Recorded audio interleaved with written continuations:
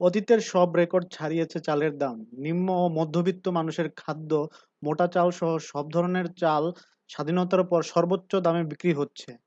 দেশে ভয়াবহ এই চাল বিপর্যয়ের কারণে মোটা চাল কিনতে হলেও গুনতে হচ্ছে ৫০ টাকারও বেশি।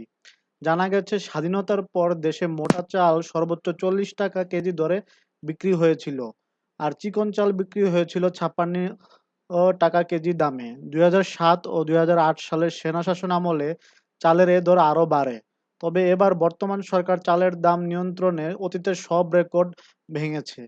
শনিবার রাজধানী রামপুরা ও মোরাদিয়া বাজার ঘুরে দেখা গেছে, নিম্ন ও মধ্যবিত্তদের প্রধান খাদ্য মোটা চাল স্বর্ণা প্রতি কেজি ৫০ টাকা, পাইজাম ৫০ থেকে ৫২ টাকা, চায়না ইরি ৫০ টাকা কেজি দরে বিক্রি হচ্ছে।